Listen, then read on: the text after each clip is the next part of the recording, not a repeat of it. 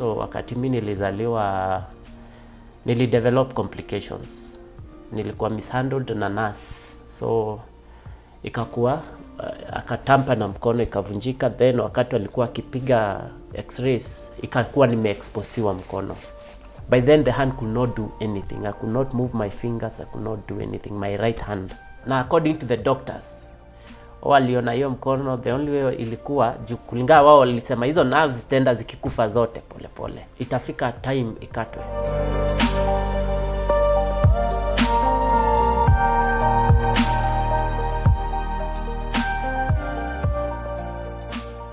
My name's Francis Njenga Kioi. Kwa kazi ya usanii naitwa Majay. I'm a music producer, owning a recording label, Jaba Records, Jaba. It's nilichukua from word ya Kikuyu. Yes, nilizaliwa pande ya Loitoktok. Kwa wale wanakaa hizo pande wanaweza kuwa wamenisikia pengine. Mahali panaitwa Ilasit. Ilasit is on your border to Tanzania. It's a walking distance to Tanzania. So nilizaliwa in a family of 9. I'm the second last born, the last son in the house. We were 3 sons. We have one who is late already. Mimi husema ni mpango wa Mungu, kila kitu na happening. There is nothing that takes God as a surprise. So wakati mimi nilizaliwa nilidevelop complications. Nilikuwa mishandled na nurse. So ikakuwa akatampa na mkono ikavunjika, then wakati alikuwa akipiga x-rays niliambiwa, hiyo ni story ambayo nilipewa, ikakuwa nimeexposiwa mkono kwa x-rays, ika affect some growth cells according to the way nilielezewa. Ika affect some growth cells na pande moja ikakuwa ifanyi for some time. Nilikawia miaka kadhaa kama ifanyi. So I started the treatment immediately. My parents walifuatilia hiyo treatment. So nikakuwa on and off hospitali for kutoka nikiwa months, kwa sababu nilizaliwa, then it happen time ya clinic, wakati watoto wanapelekagwa clinic. That's when I was mishandled. Ali hizo miezi za kwanza. So after that sasa nikakuwa on and off hospital up to the time I was 7 years. So by then the hand could not do anything. I could not move my fingers, I could not do anything, my right hand. So it developed hizo complications. Na according to the doctors, waliona hiyo mkono, the only way ilikuwa kulingana wao walisema hizo nerves zitaenda zikikufa zote pole pole with time. So wao walikuwa wanasema itafika time ikatwe. Hawako wanaona ni kama inaweza kuwa poa. But my mom was a woman of faith. She's late now. Yeye alisema mtoto wake azikatwa mkono na mtoto wake ataendelea kukua vizuri normally like any other kid. And she kept on praying, and I remember she could hold my hand, pray for it. Ilikuwa ni norm, like angenishika, angeniita tu hata anacheza hapo na watoto wengine, ananiambia kuja hapa. Ananiambia mbona utaki kutumia mkono? Yani hata nikinini unaona anachukua mkono ananiombea nini. Vitu kama it was kitu kawaida yake. And she used to encourage me, ananiambia wewe you are normal, usijichukue ni kama, wakati sana nimeanza kujijua, ananiambia usijichukue wewe ni kama mtoto special, you are not special. Kwetu hata wakati watu wanapewa duties, I could do duties, though light duties. Kama ni watu wanaenda shambani by then, nilikuwa naambia haya wewe chukua jembe yako ndogo, wengine wakichukua kubwa, wewe chukua yako ndogo, tuingie shambani. Because she believed I should be normal. I should not be treated special to an extent that in effect. So I grew up knowing that unaweza fanya chochote when I was that young. And my mom used to encourage me, anambia hakuna kitu huwezi fanya. After 7 years, madaktari wakasema hii mkono inaweza survive hivyo, but nerves zilikuwa zinafanya. Ilikuwa mkono imeanza kugain strength, but haingefanya kazi bado. Kuna vitu haingefanya, but ilikuwa ina gain strength. Then when I was in class 3, brother ya babangu ni instrumentalist, anapiga almost all the instruments. Akaona nilikuwa napenda sana nikiona akicheza gitaa. Nafurahi sana, napenda venye naweza shika hiyo gitaa nicheze. in his own way akanionyesha how you can play strumming. Strumming doesn't require fingering. Kwa wale watu wanacheza instruments wanajua hivyo. So my fingers cannot move, the right hand cannot move vidole haraka. So alinifundisha strumming kwa sababu my hand can move but vidole hazinge move. So alinifundisha strumming and I ended up at the age of kitu around 10 years I was able to play a few chords kwa guitar. 1996 nika move to Nairobi. Early 1996 my mother moved to Nairobi, Kibera slums. So we ended up in Kibera. Na nikiwa Kibera Mungu akaanza kufungua njia zangu sasa.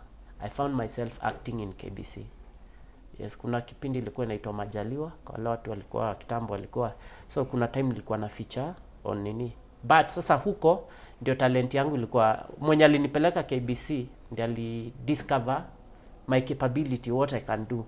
Akaniambia by the way, unaweza, kuna group nataka kuform, you can join. By then I'm still in Kibera. You unaweza join, we want to sing. We want a group that can sing. And I remember in that group by then I was 12. Ndio nikaambiwa naweza cheza tambourine. So nika grow kabisa. And then I met a few people wenye walikuwa muziki. By then to record in Kenya hakukuwa studios hiyo time. Studios zilikuwa analog studios, na for you to get in an analog studio was a bit hectic. Ikuwa kitu rahisi sana. So wakati digital inakuja kuwa introduced in Kenya, I met a friend who introduced me how to do recording stuff. Na pia by then I was good in drum set. I could play in big events. Yes. Na ile tu mkono. That's why I nasemaga faith. My mother taught me faith. How to believe in something and you become. Another thing, nilikuwa wale watoto wakiona kitu tu, ile curiosity, I want to know regardless of what people would think. Another thing, kulikuwa na stigma sana pia nikifanya, kwa sababu my peers, wale watoto tuko na wao hapo, nawaambia kitu uwezi, unang'ang'ana na drum set, hii kitu wezani nayo, kuna watu wanaweza piga. So hata when I was a teenager pia I was facing, because by then I started singing when I was at around 1920. Through ile kuimba ya BBC, some people came in, they sponsored us, wale watu wenye walikuwa naimba kwa hiyo group. So nikalipiwa na mzungu naitwa Christina Eglinton ako Australia, akanilipisha. And Christina ndiye alikuja pia akatake interest na piano. I remember it was so boring kuambiwa sasa nao hii yako unachezaga, it's not piano, you have to learn how to play professionally. And I remember tulikuwa mtu kama ni kiji, unachezeshwa kiji for a whole week, and it was so boring to me. But I thank God ilinisaidia pia, kwa sababu I came to understand musical language. Wakati mtu anasema G, anasema D, anasema diminishing chord, sijui nini, vitu kama hiyo. I never knew God was preparing me for who I am today. So watu wengi walikuwa naletwa kwa line yangu. Even Chris was a good musician, she could sing, she was a lady. Alikuwa naimba sana. So alikuanga mpaka vocal tunafundishwa kuimba, then akatuletea mwalimu wa gitaa. So tulikuwa tunajipata most of the time wakati tuko shule to keep busy tuko kwa muziki. Immediately wakati niko form 3, that's when sasa nimeanza kuintroduce to music production. So by the time namaliza form 4 niko na knowledge enough. I was not so good, but I had good knowledge yenye naweza ingia na nifanye in a studio, but kitu singefanya maybe ni mastering, which is the final process ya muziki venye inafanywa kwa studio. And nakumbuka kuna watu wengi sana. I remember there was a time I was in a studio called Maxton, and people could tell me, some people maje hapana, wewe kuna vitu huwezi fanya. So it's either you outsource watu wafanye, ama you just quit production. They didn't believe.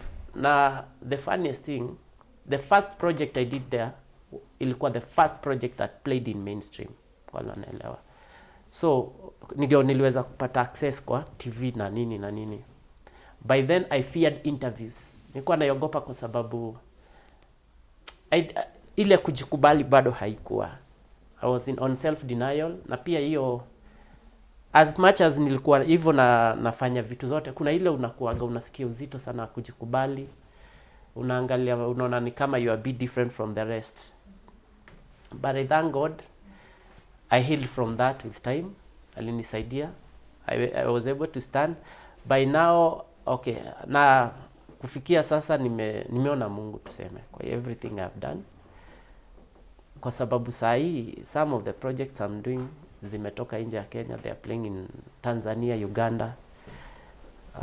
Nashukuru Mungu kwa hiyo. When ninafanya hizo vitu zote, I remember mom was my supportive, the first supporter of everything I used to do. Like even when I was singing, I remember there was a time my elder brother alikuwa ananiambia, by then gospel music ndio ilikuwa inaingia contemporary music. So kawaida, how they used to sing, you hold mic with one hand, use the other hand. Wakati unaimba, you see how people do it. So kaambia sasa wewe, mkono gani itashika microphone na mkono gani itainuliwa irusha mikono kwa watu. You know, na ndio nasema those are some of the challenges that I faced as a young teenager. Na sometimes zilikuwa zinanidrain juu, sometimes bro angeniambia kitu kama hiyo, na the same day I'm called to sing somewhere kwa sababu the first time the song that played, I remember it played on Hope FM, it was recorded in a radio station called Radio Omini. So the person who recorded it ali push kwa other stations, so it played in Hope FM and other stations. So I could get shows, but I had one fear: how will I hold my hand and how will I throw the yani itakuwa how do I hold my microphone and nini. But the funniest thing, God has a way of working things out. I came to learn it's not about kurusha watu mikono and nini. No, if it's moving people, watu watabarikiwa regardless una miguu, hauna miguu, hauna. And I started seeing people like Solomon. By the way, he's a good friend of mine. I started meeting people like Solomon, and I could see he has one hand. Na by then Solomon alikuanga, sasa hiyo time industry na grow, I could see him perform and watu wanabarikiwa. So na other people, there were so many, na nini blind to this lady. There is a lady who sings Adamu na Eva walika, Mary Atieno could sing, and she's blind. Na nashindwa how is she coordinating between everything, anaweza kucommunicate na watu. But with time nikakuja kugundua, if God decides to use you, atakutumia regardless we ni nani. And God is not a respecter of anyone. Up to today sometimes nakanga chini nafikiria iliwezaje kukuati I do a whole musical arrangement with a whole band. Akua mtu wa gitaa mwambia do this nini hivyo, I coordinate everything, na mimi niko kwa drums by then, na tunacheza mziki in a direction inaeleweka ni nini tunafanya. So I thank God for everything. In studio sitagi mtu wa piano, mimi sichezeagi keys, I play regardless, it doesn't matter ni mziki gani. But some notes, yes, hii mkono itacheza, nitaguza a few things, but this is the major hand. But hiyo ni njia ya Mungu tu alinionyesha. It's not like tutasema ati kuna rules ambazo ukienda kwa music notes zinakuallow kuplay hivyo nafanya. But I combine the chords and they work perfectly well. Na utasikia discords hapo. So I thank God so far for the far that I've come.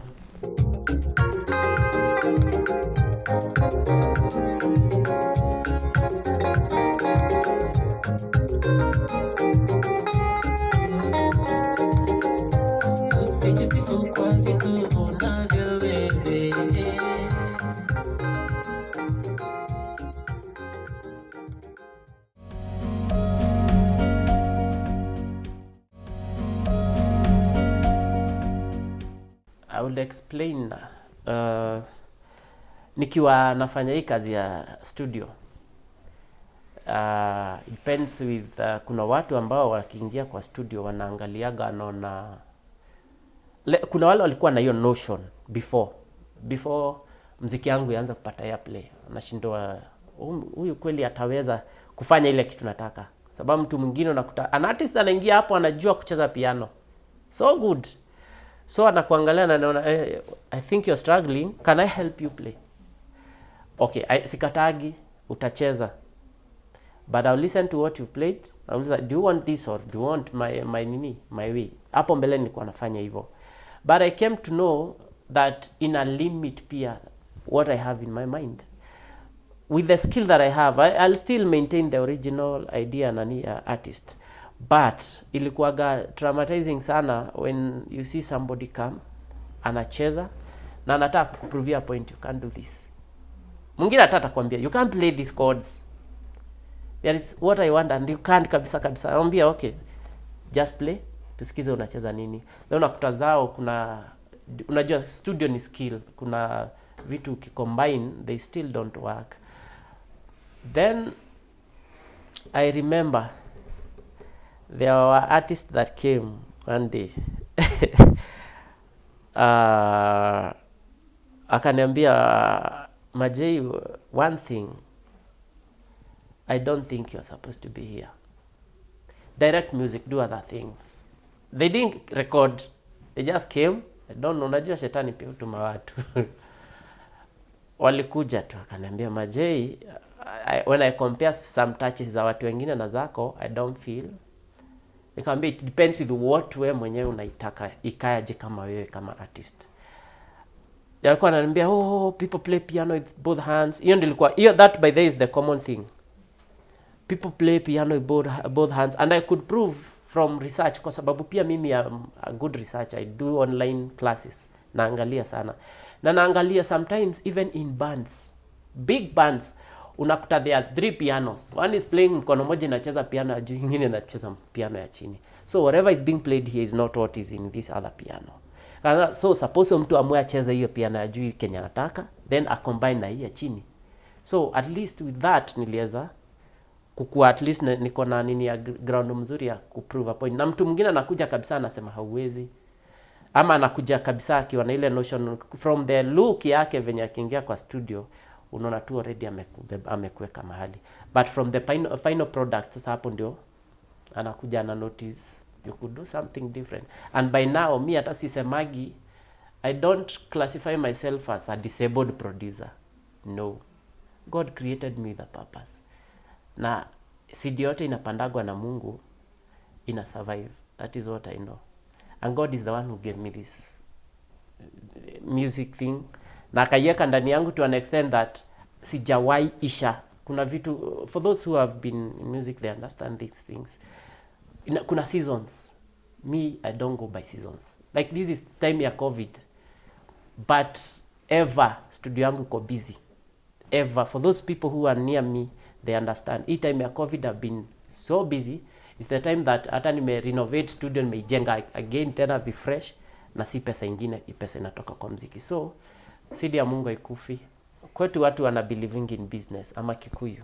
So watu wengi wana believe in doing other stuff, uza vitu, fanya vitu kama hiyo, or else go into books, be a genius. I was not a bad scholar. Nilisoma at least ni vile sikwenda university, but I got a C.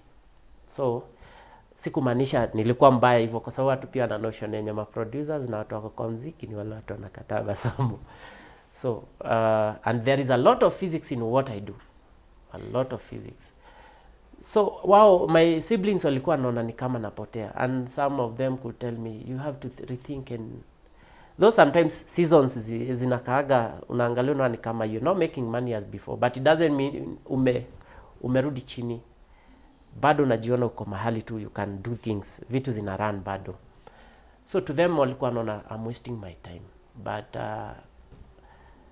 by now mpaka sahi I'm like the eldest son in the house, kwa sababu I can make decisions. Wanaangalia wanaona how far nimefika, wanaona Mungu yuko, and some of them pia wamechange hata the way they think about things. I do major decisions even at home, so I thank God for the far. Mziki imekubalika, we are doing good, God has been gracious. Na kitu naweza taka watu wajue ni kuwa Mungu anaweza tumia anyone, haijalishi unakaaje, na Mungu anaweza kukuplace anywhere. I've seen people running, athletes wanakimbia wakiwa blind, as much as they are supported. It's not easy, unakuta mtu asikii. People say that mtu asikii, coordination inakuaga tu ni ngumu pia, lakini unakuta wanafanya vitu. I've seen people do stuff when they are disabled. Even I was planning one of these fine days nianze show ya kudescribe ya kuonyesha Mungu venye anaweza fanya na watu ambao wako disabled. So it doesn't matter who you are. So watu wenye wako na hiyo nini ya kustigmatize watu, wajue God has a purpose for each and every person. Akikuplace chini ya jua, anajua exactly what you are supposed to be, how you are supposed to excel. Na kitu ingine, don't go by process ya wanadamu. No, God has a plan for each and every person. So the best thing ni ku align to God's purpose. When you align to God's purpose, direction is guaranteed, and success is guaranteed.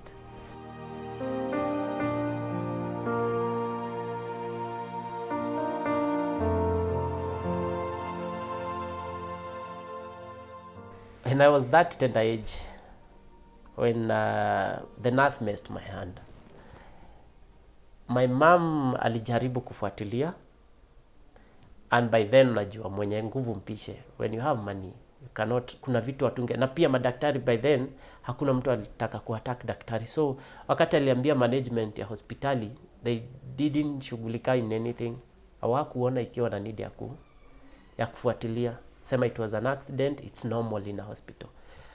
And hiyo ilinifunza kitu, kwa sababu I also got a son.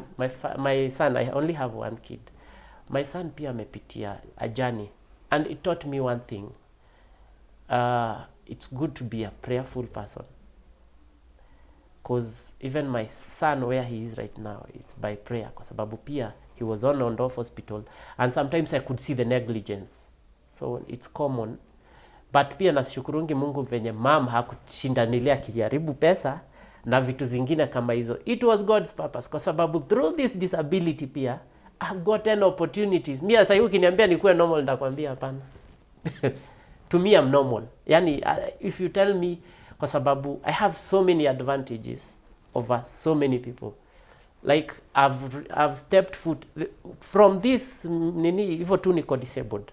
I've sat with even the deputy president. I've sat with the previous deputy president, akiwa deputy president kwake Karen. I've met people. I've met the president when sometimes back. It doesn't. I've gotten tenders, good tenders with good money. You're talking good money. So ijalishi unaanzia wapi. Mungu akisema hiyo ni njia yako. And I've done adverts for even radios, TVs. I've worked on projects. I remember there was a time I was working on one of the mainstream TV. I won't mention it here, but those people know me. They know where I'm talking about. So I was given a project that was running for 3 months. Ya kuzunguka 47 counties zote. And mimi nilikuwa na kwa crew yenye ilikuwa kwa nini. So it doesn't matter who you are. But I thank God, because those people, when I could go to them and sell the idea what I think tunafaa kufanya, walikuwa wananisikiza. And some of them walikuwa wananiambia, hey, by the way, it's challenging to see a disabled person akikuja kufanya vitu kama hii, kwa sababu kawaida tunapataga watu wengine different. Hata so many people ndio wamekuwa from the media, ndio wamekuwa kiniambia, now you should tell your story sana. Encourage wale watu wako huko nje na they are going through the same and they think they can. By the way, kuna kitu mu discourage begging. I discourage begging, because I believe mtu yote Mungu amekupa akili. You should not be in the streets begging. At least there are so many things you can do. So na God, all you need to know is ujue tu God ataka nini na wewe. Follow that path, things will go well. To the parents that have kids with disability, si kumaanisha mtoto, disability is not inability. So na kunanga kitu inakujaga kama mistake. Watu wanasemaga mtoto wangu sijui kama si for example tukichukua kama kesi yangu, it was through doctor's negligence. Kuna mtu ataishi kulaumu daktari maisha yake yote, but ukweli ni kuwa kila mtoto Mungu akimleta, kila mtoto akizaliwa hii dunia, ama kila mtu akuja kwa hii dunia, God anakuaga na purpose yake. So just major on the good side of that kid wakati unaona, na just kuwa mtu ambaye ana faith ya kuwa na mtu ambaye uwe mtu ambaye ana positivity. Everything unafanya na huyu mtoto, make sure uko na positivity. Encourage kufanya vitu. Usimfungie. Kuna wengine wanafungia watoto wao kwa sababu they are disabled. Hapana, huyu mtoto ukiangalia kuna kitu mzuri ambaye anaifanya. Angalio line iko. Wengine ni cerebral palsy. Hiyo inaitwa, kuna EP whatever. Cerebral palsy, you understand, hiyo mtoto ana hiyo shida. Kuna watoto nimeona wana cerebral palsy and they end up doing great things. Wengine ni musicians, wengine ni DJs. I know of a DJ who anatumia miguu kwa sababu ako na wheelchair na anatumia miguu. She's a girl ambaye ni DJ and she's getting events and she's being paid well. So sikumaanisha mtoto kwa sababu unaona ni kama ako useless in life, hakuna kitu anaweza fanya. I know of a kijana alikuanga ana shida ya akili kwetu kwa family, but that kid aliwahi save nyumba ikibiwa. Amewahi fanya na kitu kingine, he was so hard working. Ikimuingiza kwa shamba na wengine atafanya na afanye vizuri, na watu walikuwa wanasema hayuko sawa. So kila mtu ana njia yake ya kufanya mambo and God anafunguaga njia, na ujuhu mtoto anakuwa nini in future. I've seen kuna watu hata in government who are doing so well and they are disabled. Wengine disability imewapata wakiwa watu wazima, but ukiangalia vitu wanafanya, walijikubali na wakaweza kumove on. So kitu nasema tu wazazi tusiweke watoto kama hakuna hiyo speciality yao ati to an extent that unaona kama hizi fanya vitu zingine. To other people wenye wako na disability, there is one thing, just know what God called you for. Ile kitu Mungu ameweka ndani yako, there is that thing that you do vizuri, as long as it's good and genuine. Hakuna kitu na unaona inaweza kuwa mzuri kwa society, run with it. God ata bless the work of your hand.